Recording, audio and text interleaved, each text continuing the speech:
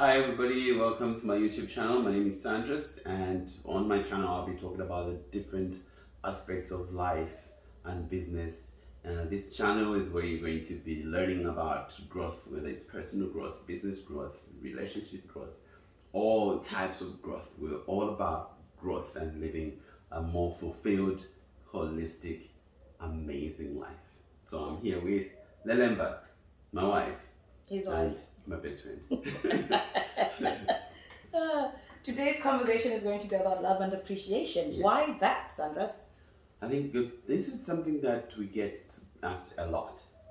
Like, tell us about how you relate. You guys relate so well. Oh, your best friends, all of that. And for the longest time, we felt like if we share, doesn't mean we're putting ourselves on the pedestal and saying like we're better than most people, and almost like, do you want to jeopardize that? Like if we do that, then it's almost saying we are experts to tell you what to do. Yeah, and we're not. We're Yeah. definitely not experts.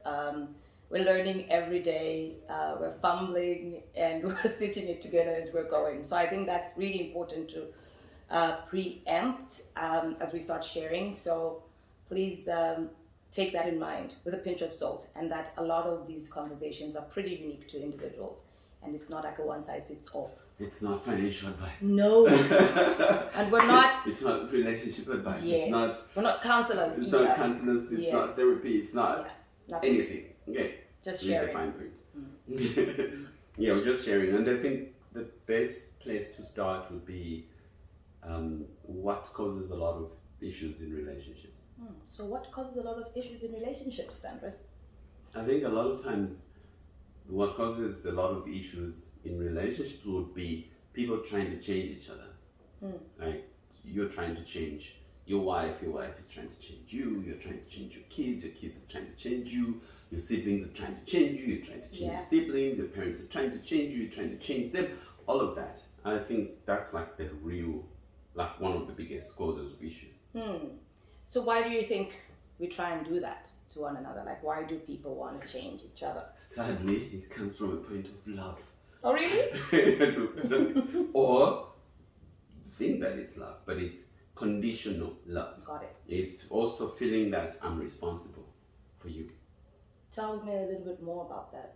It's where it's saying, look, I want to help you. I want you to be better. I want you not to suffer. I want you not to do this or not to do that. And that is like, no, because I love you. Like, no, but your love is hurting me. Yeah.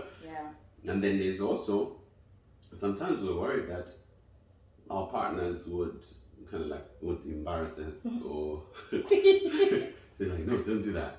Don't do that in front of people. Don't do that in public. And why are you dressing like that? Why did you do that? And you're trying to change that. But again, it's where you're thinking your partner is you. And you're responsible for them. Like, if they mess up, then it's you. If your kids mess up, then it's you. Or if your parents mess up, it's you. Your siblings mess up, it's you. So with that big responsibility, then like want to control everything and everybody.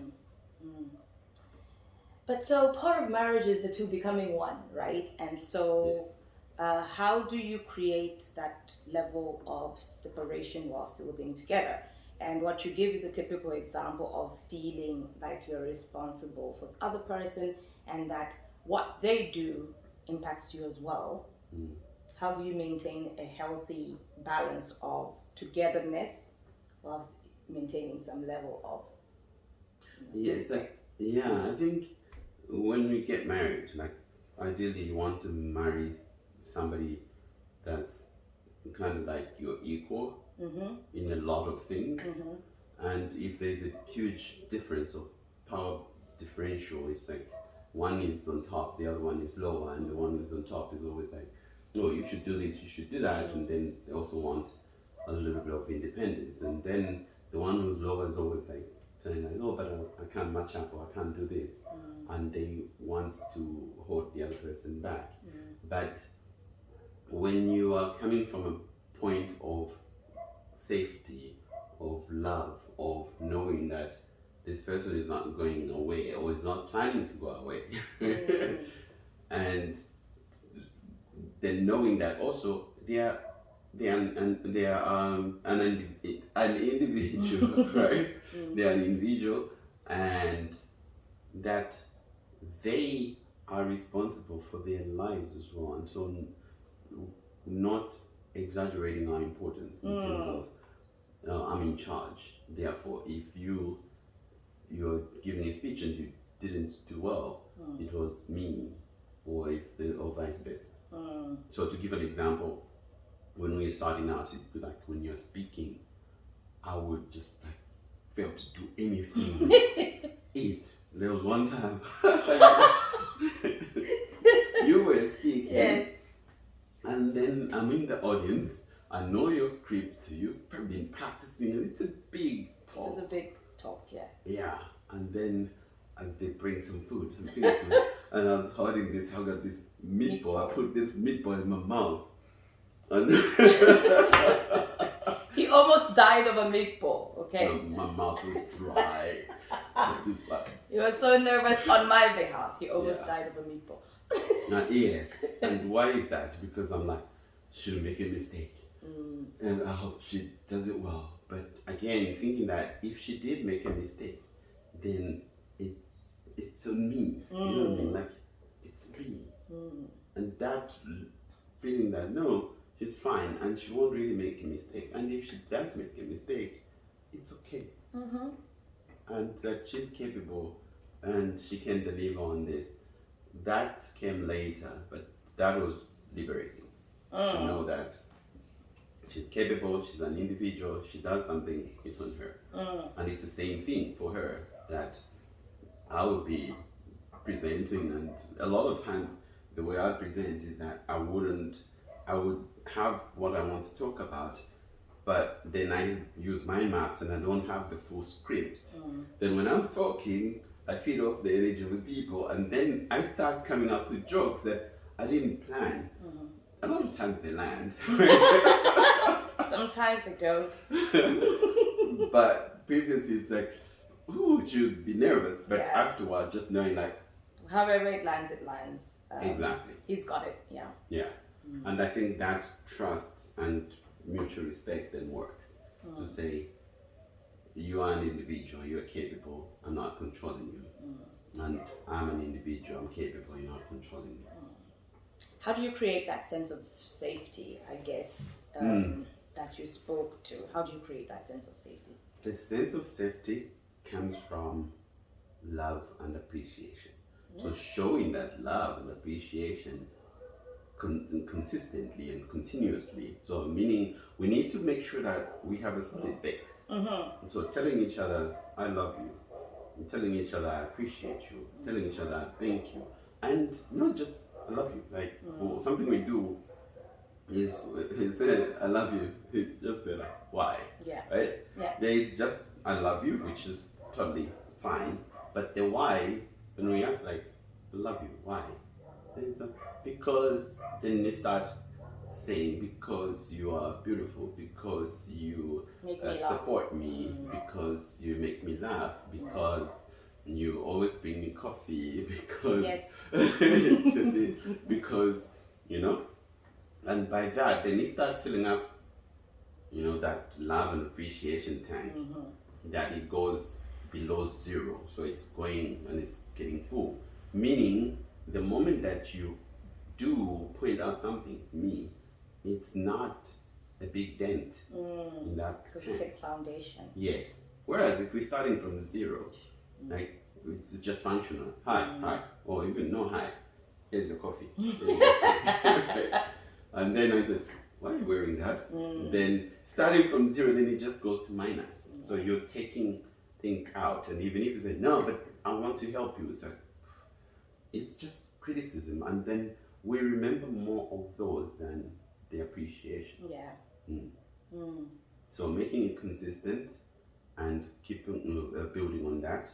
And just another thing to think about is that who are our friends? Our friends are people who just love us and appreciate us the way we are. Yeah. All right. So Shout out to my friends. Alright? So people who smoke, they don't judge each other about smoking. They're just friends. People who drink don't call each other alcoholics. They're just friends. Right? People who work don't call each other workaholics. They just work. They're just friends. And like that. And same thing, the people in our families, the ones we talk to a lot, are the ones really who don't judge us. The ones who always Shout out to my sisters. the ones who are always telling, but what did you do? Why did you stay there? Those ones we don't call, and we don't want to spend time with them because it's like, why you keep trying to change me? So love and appreciation with the way people are. So when we talk about love, I guess it can really be expressed in different ways. Do you want to talk a little bit about love languages and why it matters to kind of know what your partner's love language is? Because the way that you express it might not be entirely the way that they appreciate receiving it. So absolutely. That's a very, very important point because there's a really good book about the 5 love languages, which talks about how people receive and give love. So when you are expressing love, the way somebody receives it, they actually, or the way they prefer it as their primary, the first love language, it lands more. So for instance, you have people who have physical touch as number 1. So physical touch, like hugs, holding hands and just physical touch. Please, physical touch. Yeah. So if like I'm physical touch, so I like hugging. And so if somebody comes and she's been away and she's like, hey, stand back because I've been traveling, COVID. Takes it personally. He wants a hug, doesn't care about COVID. And then for other people, it's quality time. So for her, it's quality time. So quality time is spending a long time, the two of us, and really just spending time and listening to her and the stories and that. I've got lots of stories. Yeah, and then for me, I just make the right sounds. He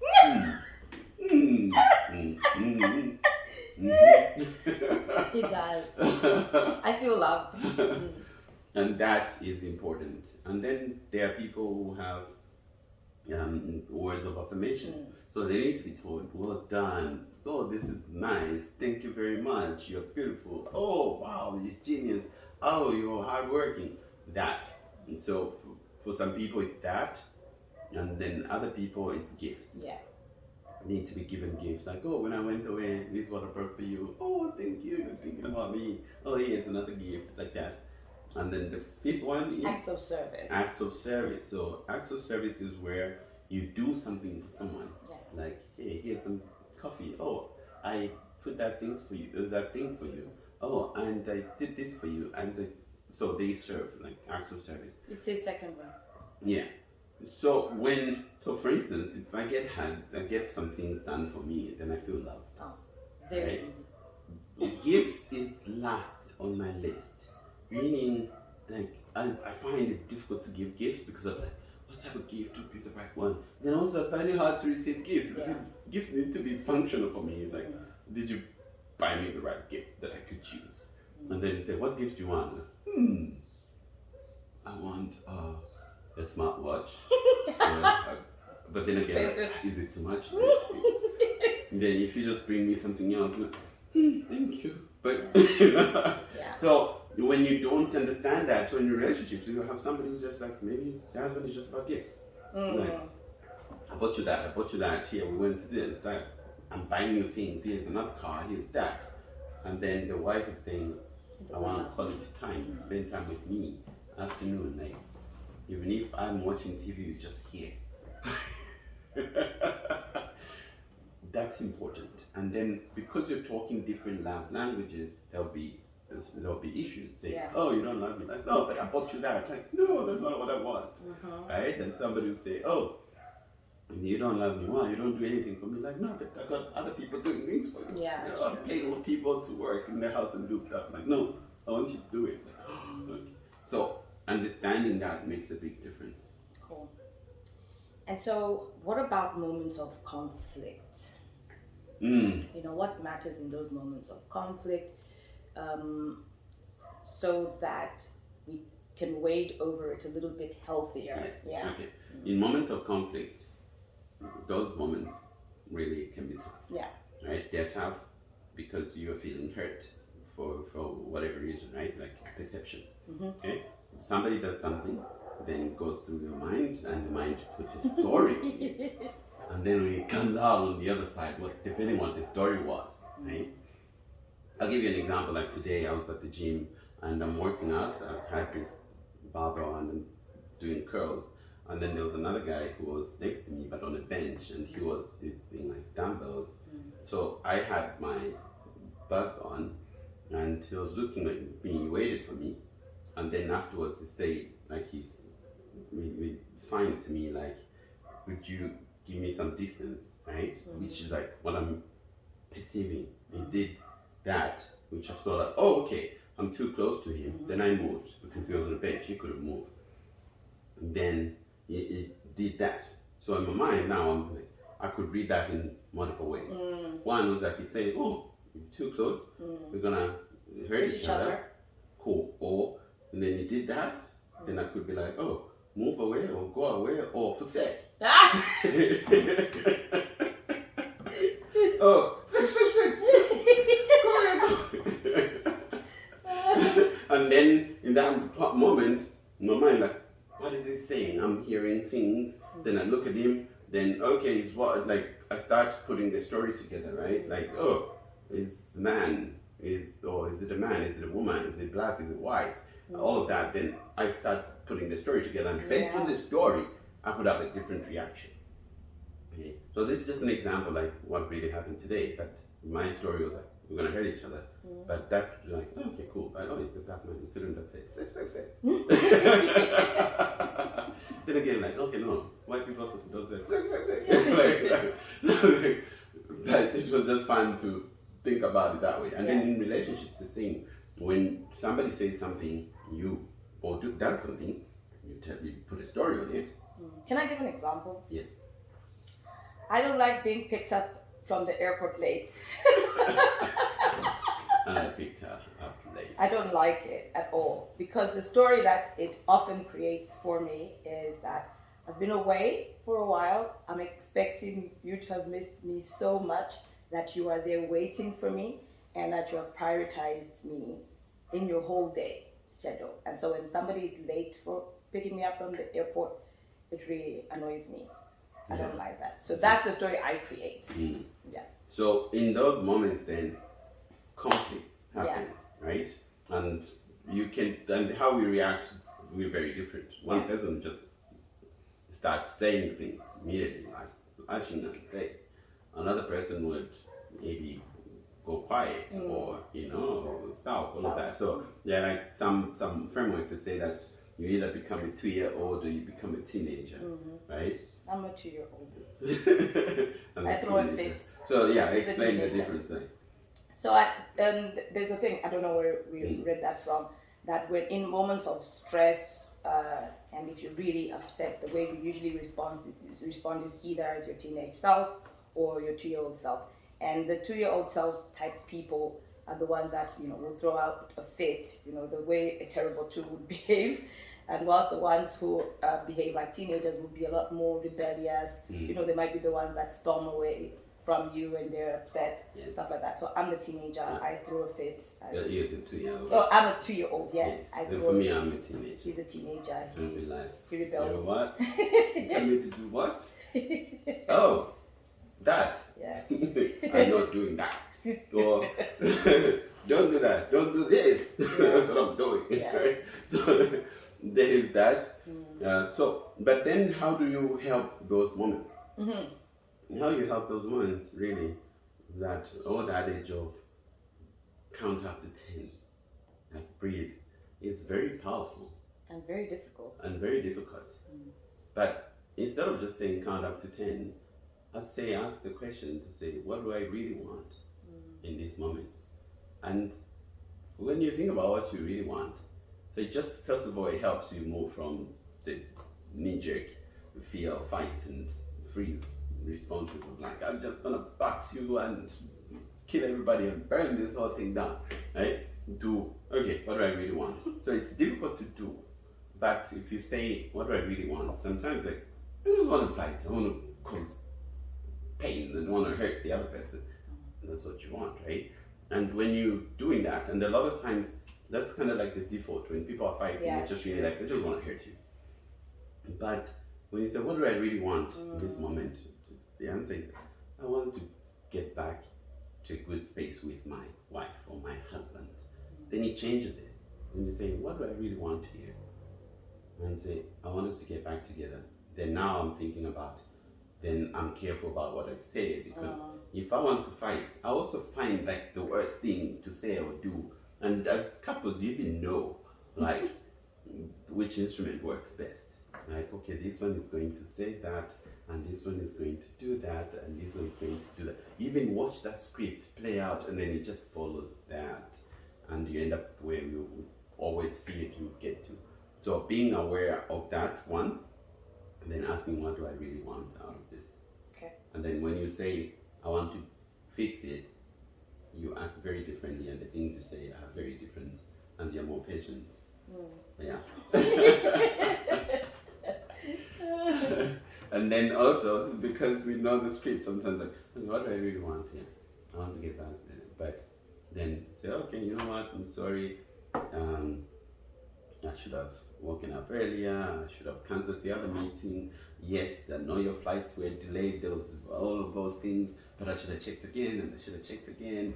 And, you know, and then also being aware that as you're saying that, sometimes like, I want the other person also to do something to get back, to get to where I am. Like, I'm saying sorry, they should say sorry for something. Like, oh yeah, I'm sorry, this. But then they're not saying that. Then you're continuing. Then you be careful that you don't go, you know what? Yeah. F everything, because I did this and you're not. And I'm trying to apologize, Yes. and you're not getting me. So I'm sorry, okay? That's not sorry. Cool. And so, I guess when you're thinking about navigating relationships, it is challenging enough when it's just the two of you. How do you handle elements of advice from friends or advice from families, sometimes solicited, sometimes unsolicited? How does that play out? Like, where do you put that? Yeah, I think it's got a place, right? We all have like different support structures, and very important to have those.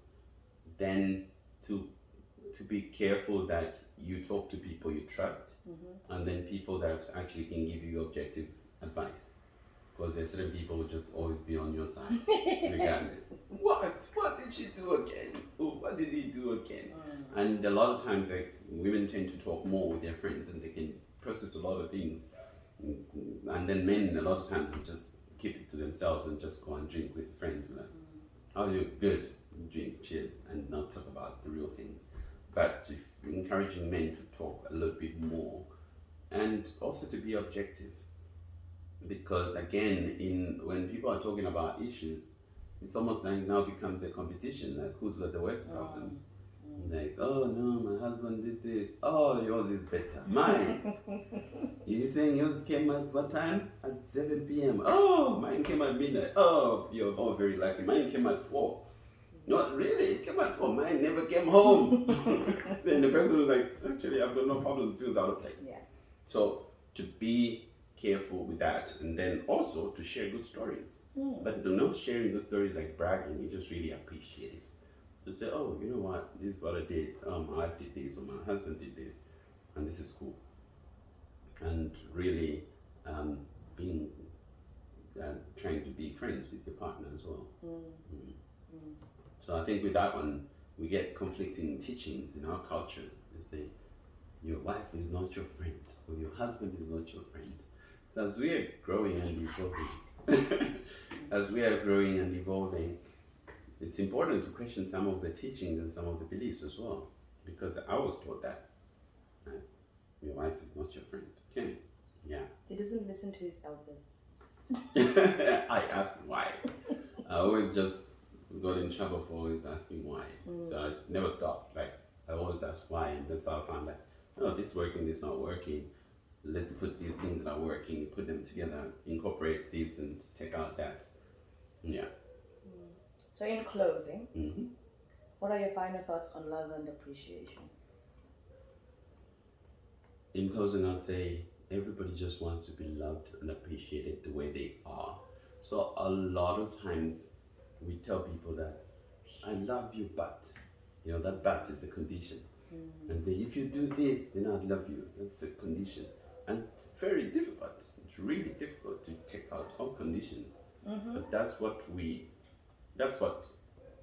true spirituality teaches. That's what true religion teaches, and conditional love. And with that, it can be tough because we are saying, oh, but we'll talk about spirituality on another day. But you're saying, oh, God loves us if we do that. That's conditional, right? Unconditional love is just, I love you, do whatever, I love you. But not to say anything goes, because we all are with each other, because our highest values, the things we love the most, the things we consider important, are being taken care of by our partner. If that then is the condition, right? As opposed to you need to change this, change that. As long as that is being taken care of, then we're there and we're fulfilled. And to also know that the purpose of marriage really is not happiness. The purpose of marriage is fulfillment, it's growth. And that's why your partner sometimes will make you happy, sometimes will make you sad. Your children make you happy, they make you sad. Like different people make you happy and sad. But at the end of the day, are you growing? Are you fulfilled? Is it worth it? Because if it's just sad, then I'm out. Again, then you can't also have happy. It's not possible. Even Jesus wept. Well, thank you very much. This has been an interesting conversation. Thank you for sharing your thoughts. Thank you very much. If you like this, if you found it useful, hit the like button and subscribe to the channel. I'll be here tomorrow again with something interesting.